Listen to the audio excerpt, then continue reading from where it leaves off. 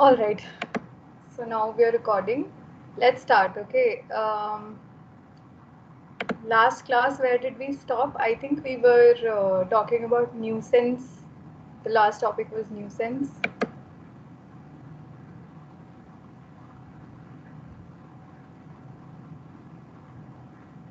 Can you people hear me? Yes, ma'am, we did negligence as well. Okay. I think I told you to read what are the facts and what was held in Ryland versus Fletcher. I think that's where we stopped. Yes, ma'am. Okay. Anyway, let me just complete this one small topic, trespass, and then we will talk about negligence and Ryland versus Fletcher. Okay, so just a quick recap. The last thing in nuisance that we did was that what are the remedies for private nuisance, right? So abatement, damages, and injunctions. These are the three remedies available for private nuisance. But whether there are a lot of cases or not related to private nuisance is a different thing, because people wouldn't want to go to the courts and go through the lengthy procedure of the courts, get harassed right there in the court, apart from the nuisance that they are facing. So generally for private nuisance, there are case laws, but not a lot of them are seen. Okay. Moving to trespass. My PPT is visible, right? Yes, ma'am. Okay.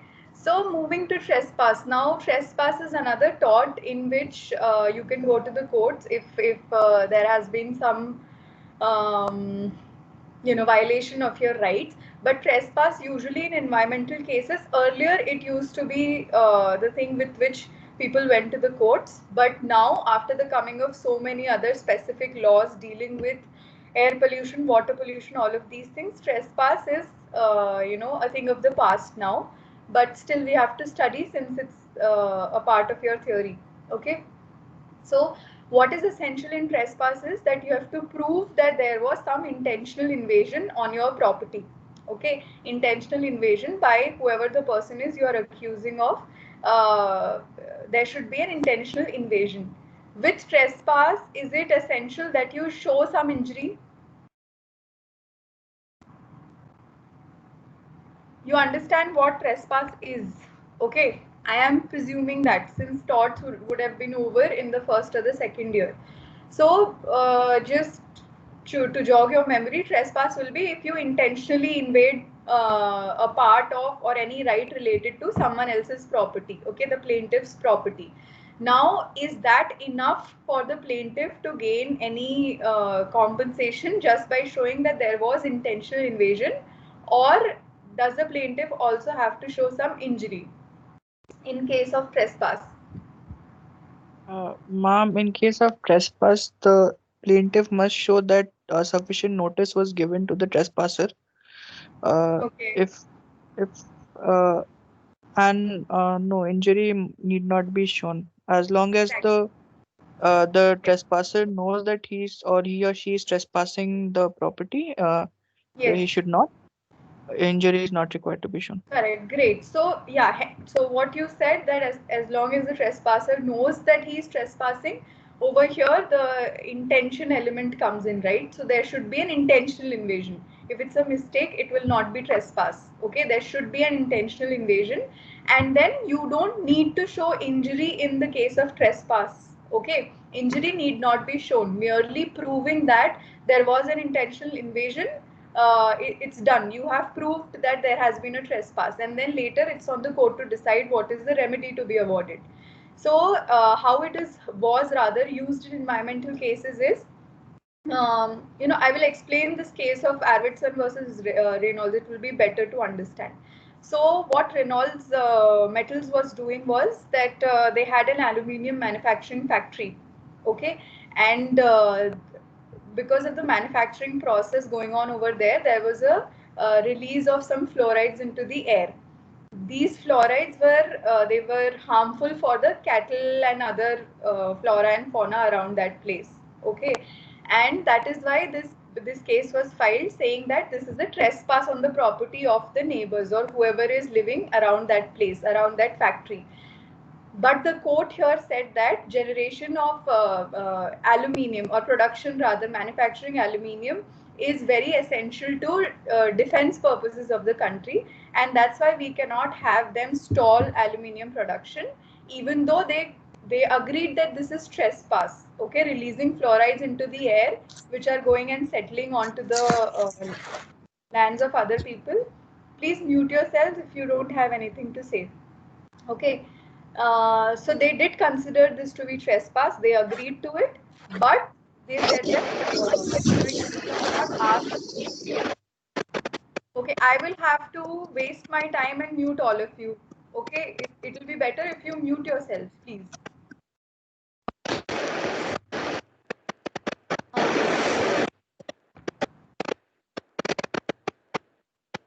I think I'll have to do it because since yourselves.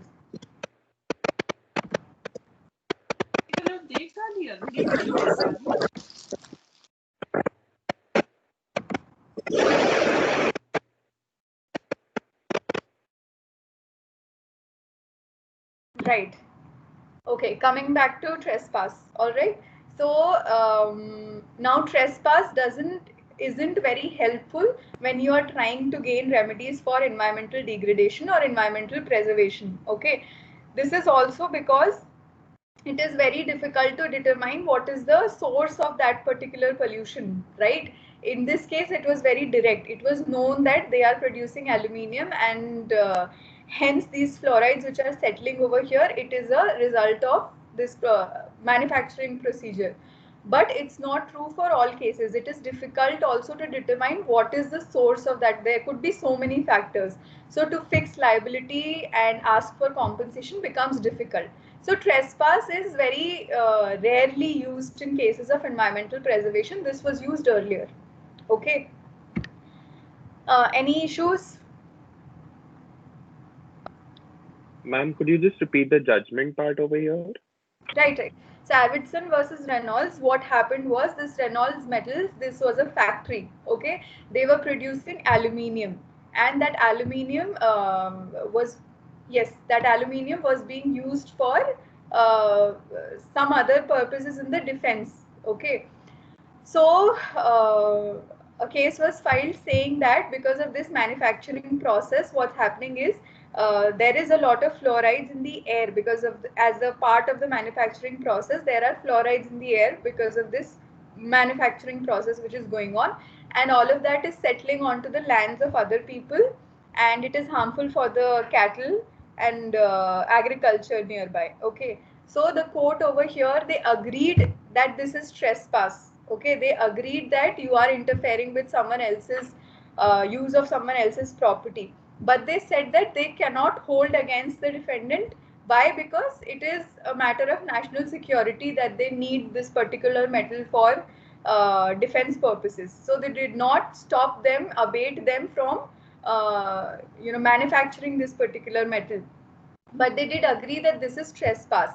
So this point also supports the contention that it's difficult to prove trespass, and even more difficult to get any remedy related to environmental preservation or degradation when you want to when you're taking this trespass as a tort. Okay.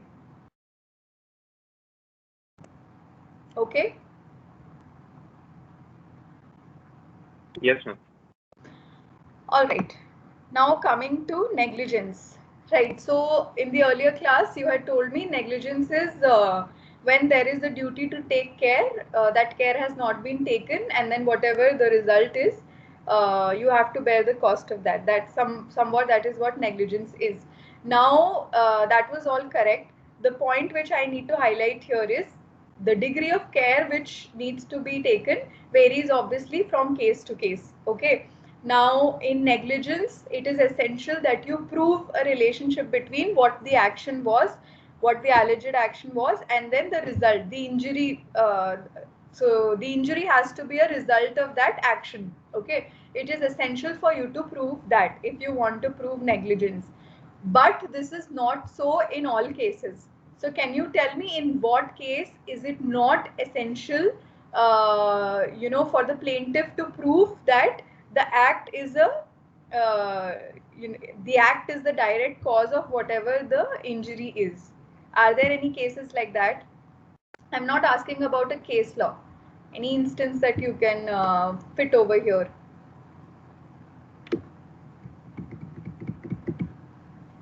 So, okay, I'll give you a kind of a hint. We are moving towards strict liability and absolute liability now.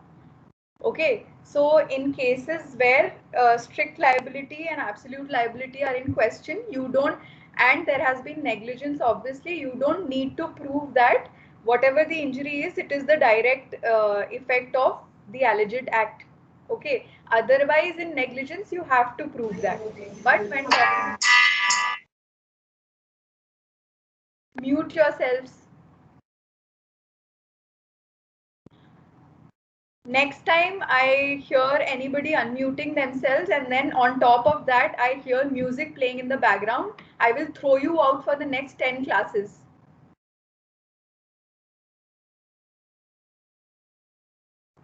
You dare do this in my class?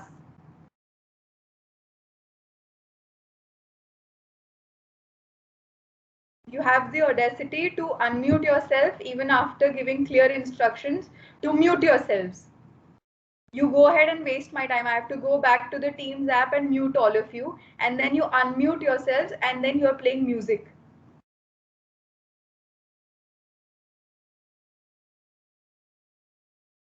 You're lucky right now I didn't see whose mic was working. Otherwise, I can see on the screen whoever is speaking, their name comes up.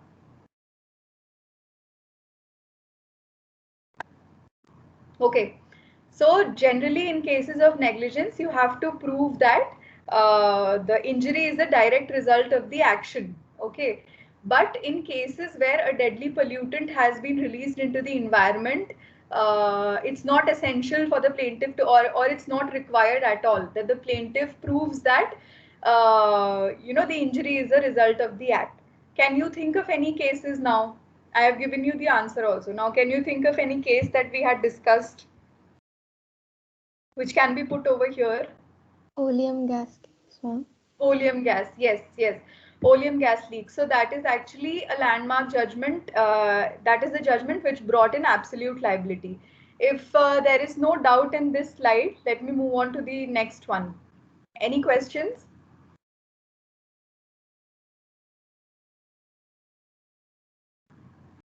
Okay.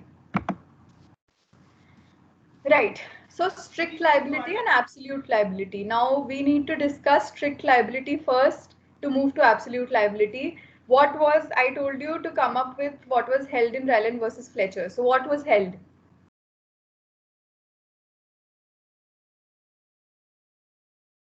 Anyone?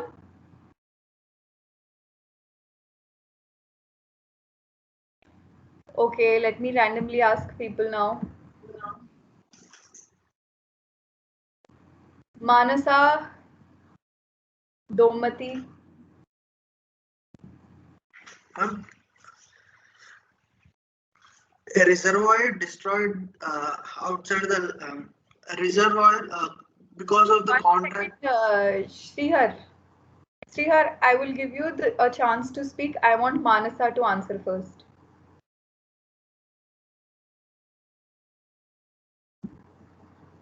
So Manasa has turned on her, Teams app and she has left. You think this is a joke here? Okay. Yes, go ahead, Srihar. Due to the problem, the reservoir, Flickr was made a reservoir for his use, ma'am, in his land.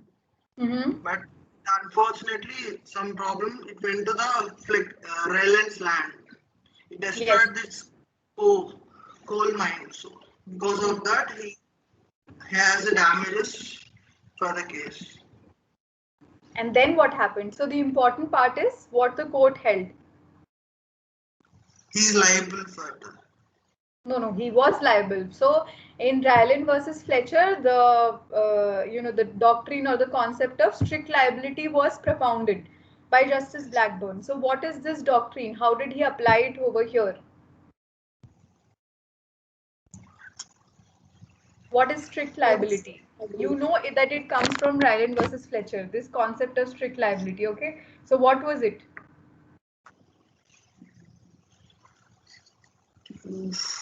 Someone else also can pitch in.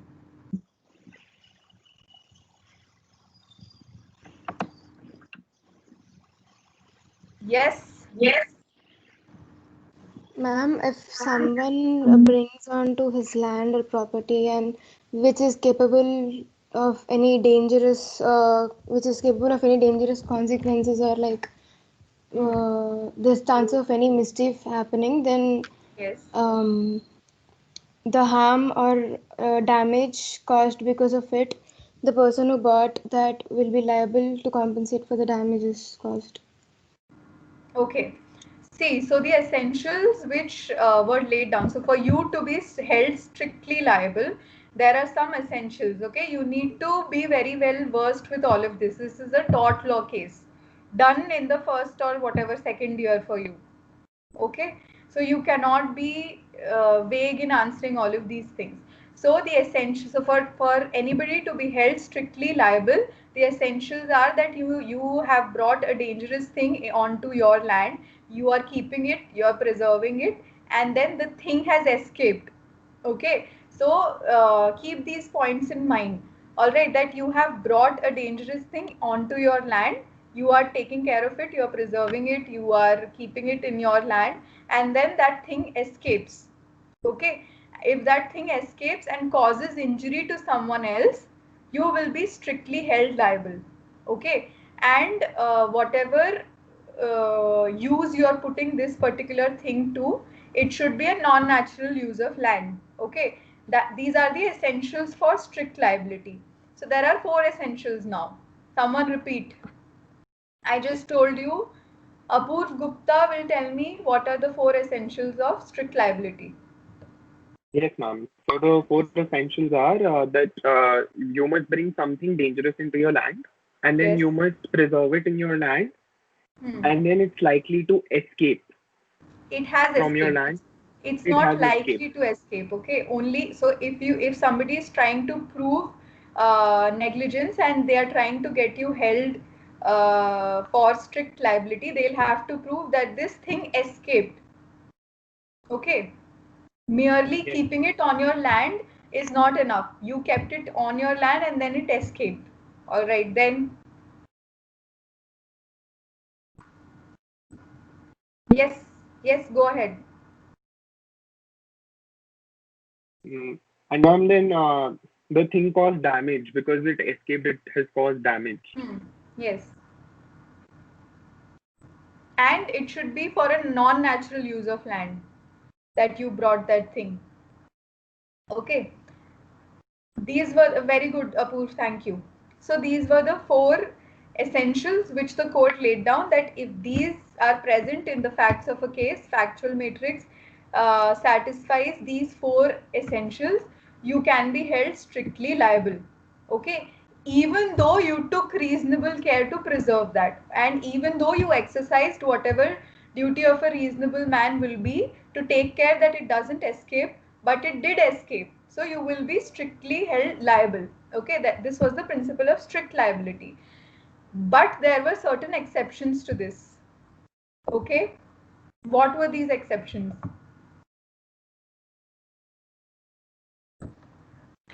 Ma'am, that Having the consent must be there.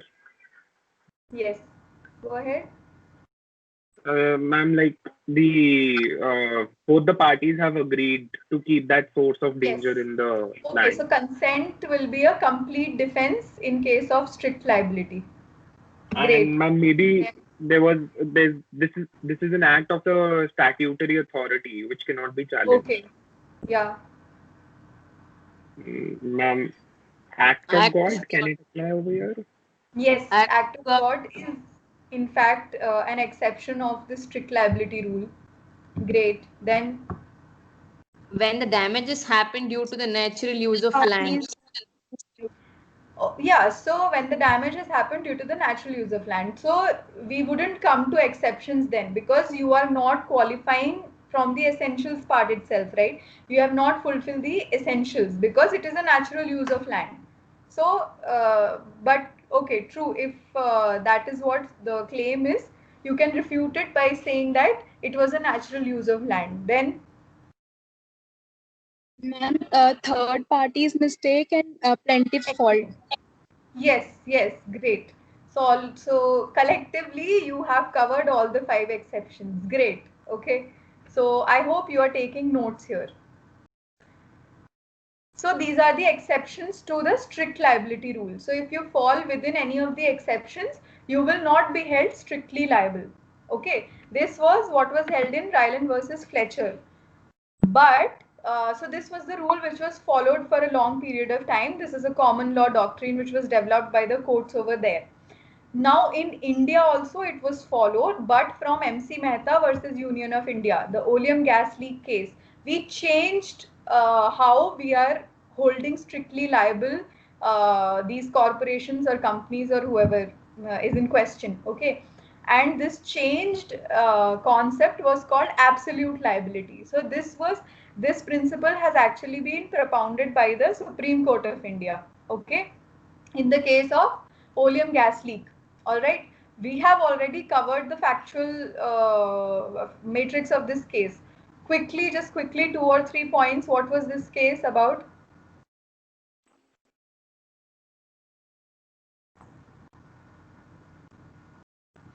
Yes? Oleum gas leak case, you remember there was a factory, Shriram Food Fertilizers. Okay, somebody who has till date not spoken in class. Navya Shri.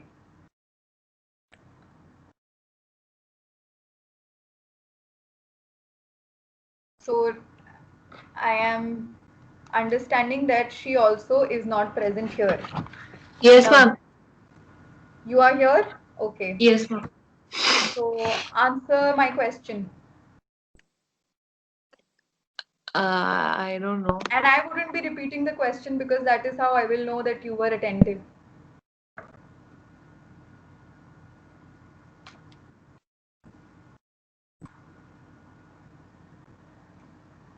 We will now have Nandini.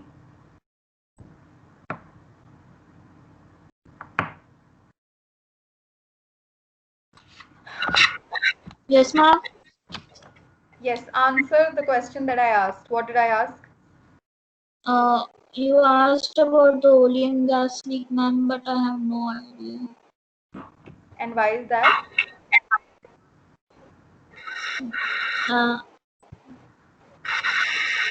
I have no idea about it, ma'am. No, you have no idea, but why is that? You know, please pay attention. Yes, Okay, ma'am. I am giving you the facts, what is being held in the courts, everything I'm explaining. I am also connecting it with some interesting facts so that all of you are listening to whatever is being taught. So I would expect at least some effort from you to just sit and listen and be attentive. Yes, ma'am. Okay, Sanchit, what were the facts of this case? Oleum gas leak.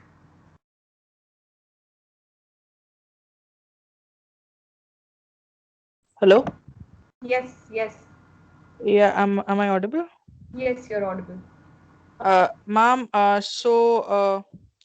I don't clearly remember the facts, but I know Okay, whatever you bits and remember. pieces.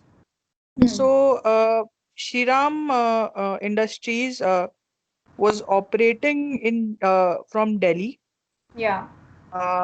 It I guess Kirti Nagar. So there was a leak of oleum gas Yeah. from one of the units, and it happened right after the Bhopal gas leak Yes. Yes. case. Just a year So after that. Very good. yeah. Yeah. So it caused the death of one individual, Hmm. uh, as far as I remember, and it caused panic among people. Yes. Okay, I'm great. sorry, that's all I remember.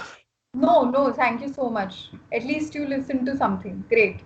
So, what is monumental about this case is that in India, it established the absolute liability rule. Okay, so these are the important facts which Sanchit told us. He covered almost all the important facts. Now, what the court said about this is that you know how strict liability is different from absolute liability. They laid that down. Okay, so in strict liability you have exceptions. If you fall within those exceptions, you will not be held liable. But with absolute liability, even if you have taken reasonable care, right, you know, even if you are making a non-natural or natural use of land, whatever it is, you will still be held liable. There will be no exceptions provided to you. Okay, you took the highest nature level of care that could be taken, but reasonable care is not a defense over here in absolute liability. And in addition to that, there are no exceptions. Even if it is an act of God and you are carrying on a business which is hazardous in nature, which could turn hazardous in nature, you are using raw material or your end product is such that it can cause environmental damage to the ecology in and around that place, to human beings, you will be held liable. If it's an act of state, they don't care. If it's an act of God, no problem. Consent is there, no problem. You will still be held liable. So, breaking all barriers, the Indian Supreme Court said that without any exception to the rule laid down in Ryland versus Fletcher, and also even if due care has been taken, corporations will still be held absolutely liable. Okay, and what they did in this oleum gas leak case was, apart from laying down this rule of absolute liability, they also created a corpus. Okay, they asked Shriram Fertilizers to deposit some lakhs of rupees into a corpus of money, and then they said that so 3 years post this particular judgment, they said if there are any claims of any gas leak or any other environmental hazard because of the activity that you are carrying on, there will be no hearing. You don't have to come and defend your actions. Okay, it will be presumed that you have caused environmental damage, and there will be compensation given from this corpus to which you yourself have given the money. Okay, so this is to the level that they went. So even before the act happened, they collected some money from this corporation, and if there would have been any instances later, they would have just given it out of that money. Okay, they didn't even get a chance to defend themselves. All right, now you could argue this is a violation of natural law principles and all, but that is also there could be good arguments to it, but this is what MC Mehta laid down. Okay, in the oleum gas leak case, the Supreme Court laid down absolute liability. It also, in subsequent cases after the MC Mehta, whatever cases they talked about absolute liability in, they have also given a ratio that absolute liability is a part of Article 21. Okay, just like sustainable development and other environmental law principles, absolute liability is also a part of Article 21, and that is how the judiciary is making sure that you know, the victims get their rights by making it a fundamental right itself. All right. Any questions till here? Ma'am, one Yeah. one one question. Yes. You said this major was a defense, right? This major was a defense. Yes, it is a defense. Yes, for strict Okay, okay. liability. In absolute liability, ma'am. No, see, I told you, for strict liability laid down by Ryland versus Fletcher, there are some 5-6 defenses, okay, in which vis major is a part of that, okay. But MC Mehta versus Union of India, they changed the rule of strict liability for the Indian you know, jurisdiction, and said that even if you fall under whatever exception, we will still hold you liable.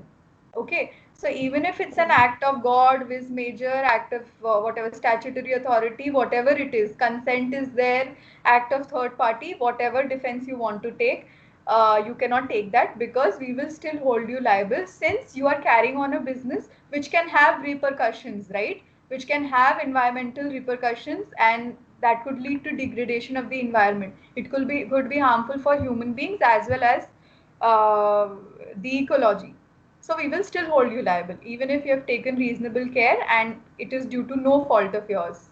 And that's why it is known as absolute liability. So strict liability principle minus the exceptions is equal to absolute liability. If Okay. Okay.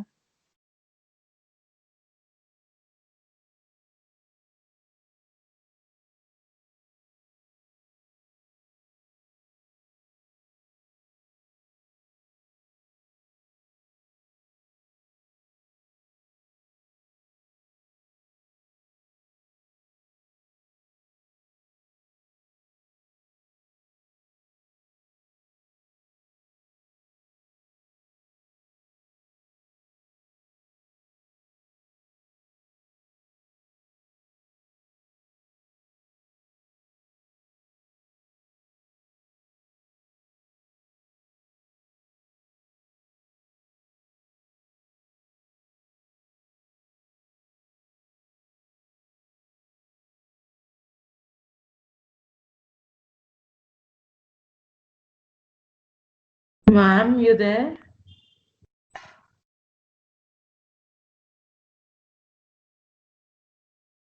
Ma'am, your voice is not audible.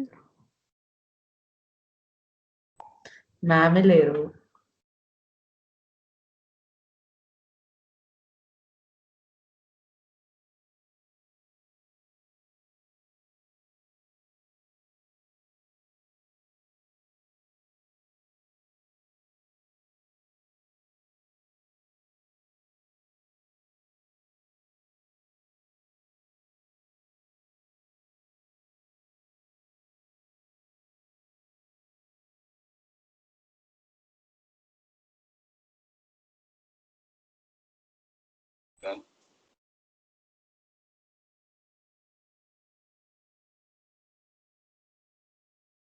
అందరు బాగున్నారా friends? బాగున్నాం రా.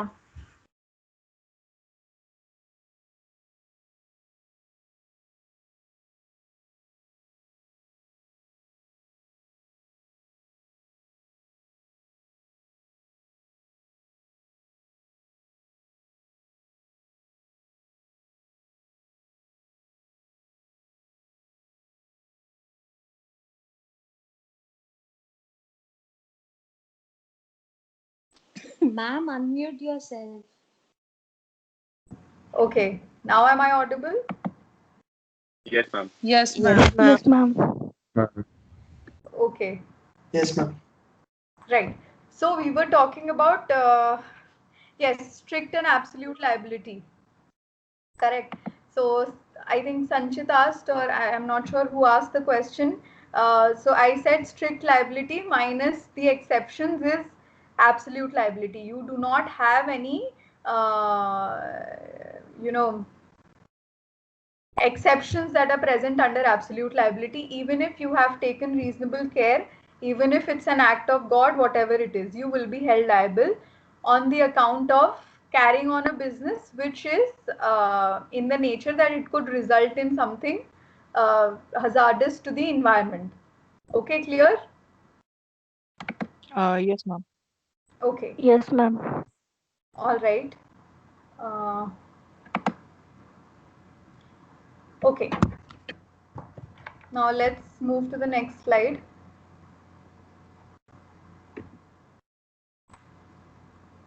Right. So summing up these under the tort law, environmental law and the tort law, summing up all of these, whatever remedies are available to you, nuisance, it's not a very good way to go to the court, right? So for public nuisance, you have the IPC that we will talk about, right?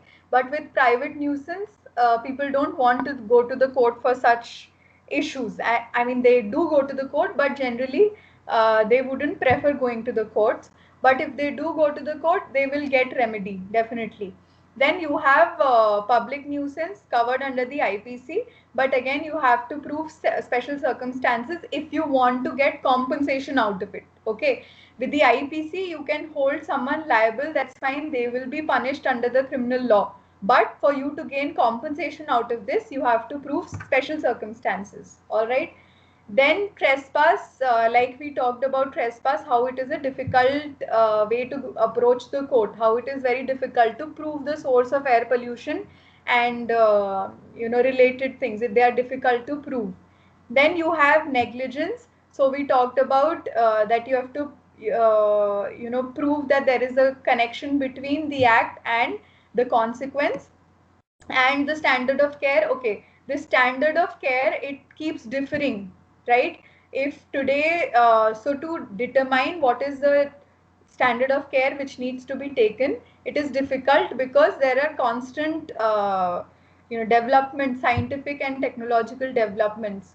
So at some point in time it would have been different, and say 5 years down the line the measures being taken will be different. So it's very subjective when you argue about this standard of care.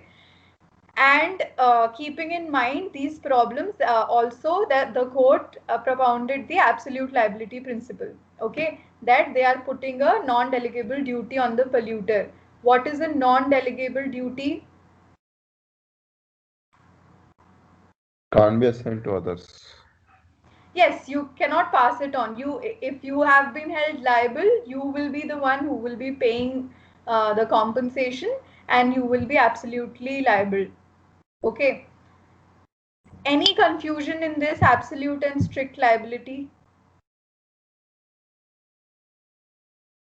You have to be clear with these because they are related to the polluter pays principle and precautionary principle. Okay. So I hope this is all clear.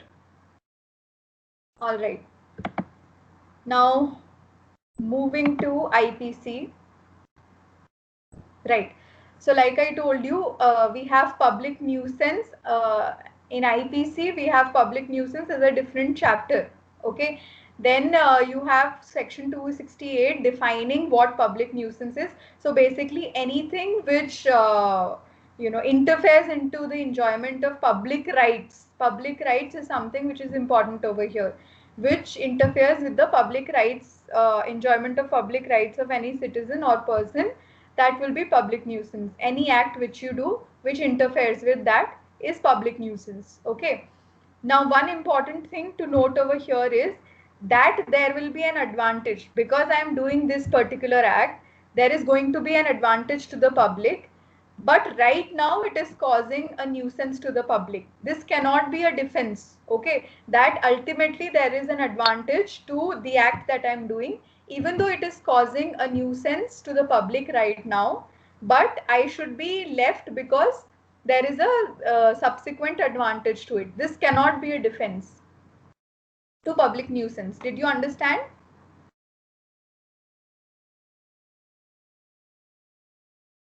Yes or no? Yes, ma'am, understood. Yes, Yes, ma'am.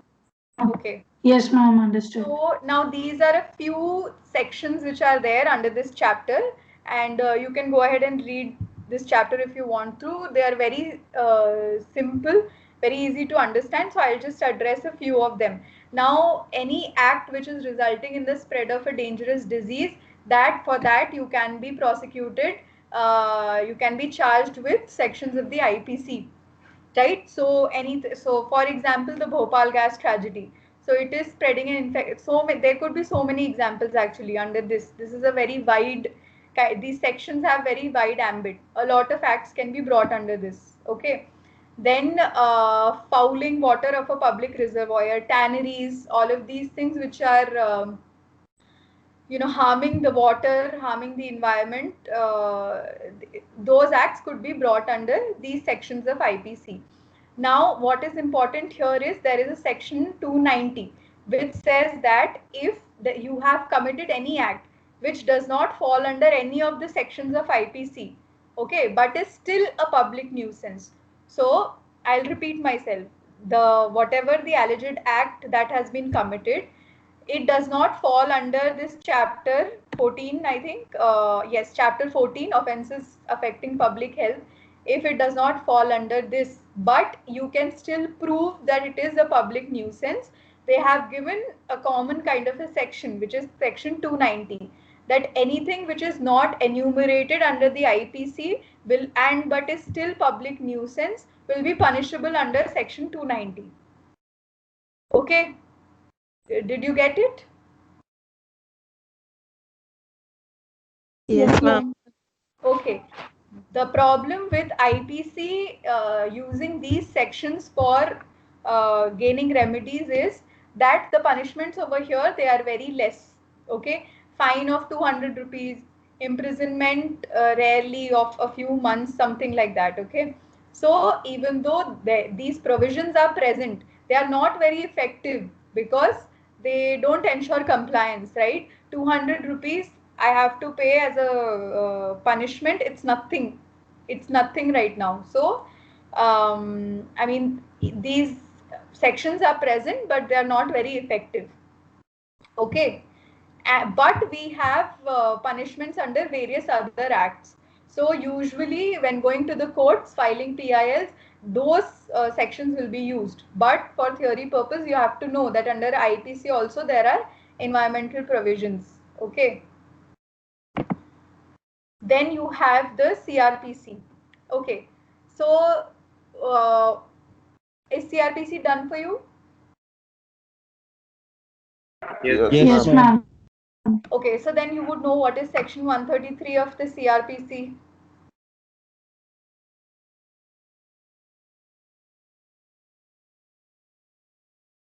What are the powers given to the executive here?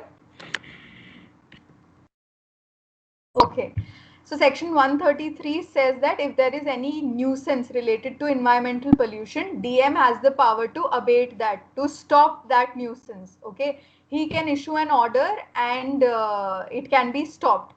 All right, so this is what section 133 says. And then they have given a lot of entries under section 133 that what is nuisance. Okay, what all can be stopped by the DM or the subdivision SDM. Okay, so anything ranging from water pollution, air pollution, construction related pollution, or any factories emitting anything, tanneries, everything, a lot of things are covered under section 133. Okay, DM has the power to stop that. So section 33 actually, even though it is under CRPC, it is a substantive kind of a provision under the CRPC. CRPC is a procedural law, right? But this is a substantive provision under the CRPC. Now, there's section 188 of the IPC, which kind of complements this section 133 of CRPC. Why? What is section 188 of IPC?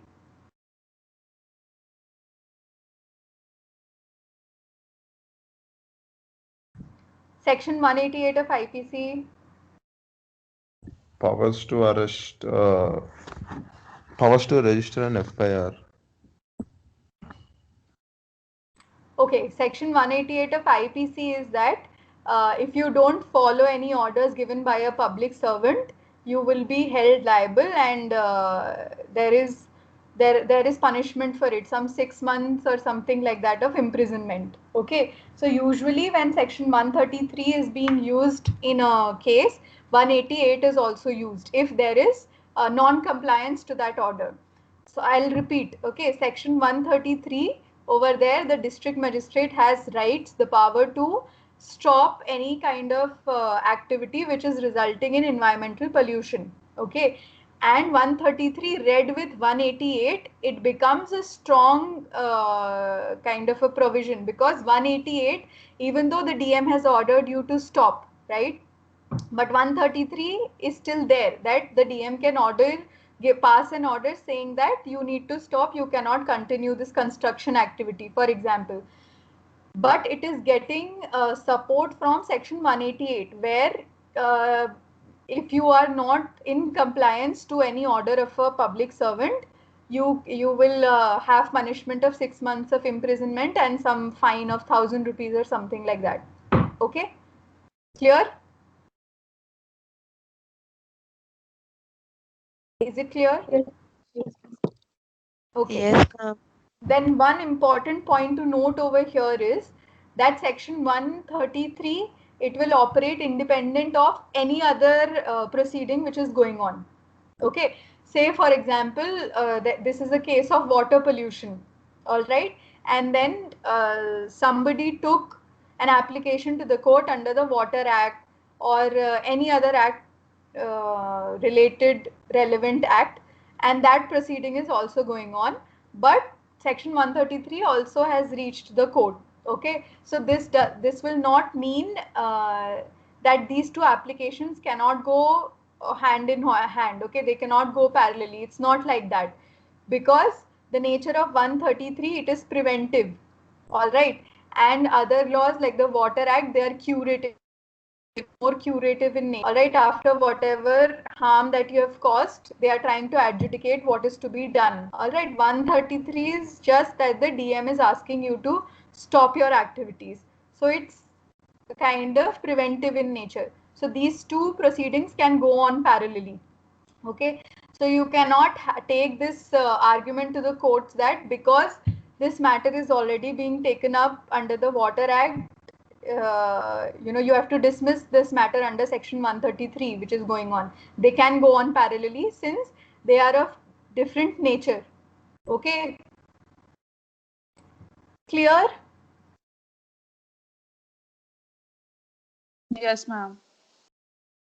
And why is only one person are you all attentive?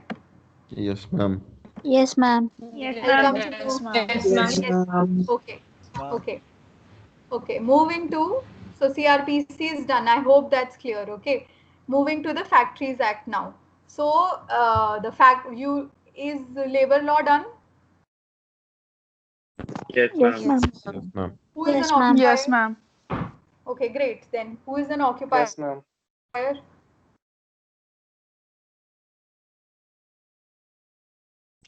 Um, Hmm? occupier is uh, occupier is somebody who is using the factory premises for their purposes. It might not be the owner of the factory. Yes. Yes. So occupier will be the person who is taking care of the activities going on, the supervisor, okay, who's supervising whatever activity is going on. It's not essential that the occupier will always be the owner. Okay. So the Factories Act, it lays a responsibility on the occupier to make sure that if your manufacturing process is such that it involves some hazardous waste or emissions in a nature which are harmful for human dwellings and the environment, it is the occupier who has the responsibility to make sure that they are treating it. Okay, even if they are letting out whatever from the manufacturing process, whatever waste is there, they are letting it out, but the occupier has to make sure that it is being treated. I'll give you an example. Like in tanneries, we talked about there is a lot of toxic waste which is released into the water bodies, right? But there are treatment plants for that. So even if you have toxic waste, you will have treatment plants. You will process that waste in those treatment plants, and due to that process which is happening, the leftover which will come out will not be toxic to the environment, because you're extracting whatever toxic material is there before releasing it into the environment. Okay, so it is the occupier's responsibility to make sure that whatever waste is coming out in letting it into the air, before letting it into the air, water, ground, whatever, it is treated. Okay, clear? I think I should stop now. But let me download your attendance. Okay, just one person can unmute themselves and tell me if you are able to understand everything. Yes, ma'am. Or are Yes, there any ma'am. issues with Yes, my? ma'am. Yes, ma'am. Okay, any problems with my speed? Am I going fast, slow? No, Anything? ma'am. You can No, ma'am. please let me know. No, ma'am. No, All ma'am. right. You're just fine. Okay, thank you so much. Now, 1 second, just let me make sure it's downloaded. And Ma'am, by you the way, have any update regarding the NCP? okay, no, I didn't get any, but we have been discussing it. So there should be some update soon. Okay. Okay, ma'am. Yeah, Okay, nothing ma'am. like that I can tell you as of now, but we are working on it. We are speaking about it. I'll let you know ASAP. Okay. Just, yes, one thing that I have written over here, I wanted to tell you, I hope all of you know 22nd is non-instructional. Okay. So, Yes, ma'am. all right. Fine. So we will have the last class for this week tomorrow then. All right. Yes. Thank you so much. Thank you, ma'am. Thank you, ma'am. Yes. Thank you, ma'am. Okay. Thank you. Thank you, ma'am. Thank you. Thank you, ma'am.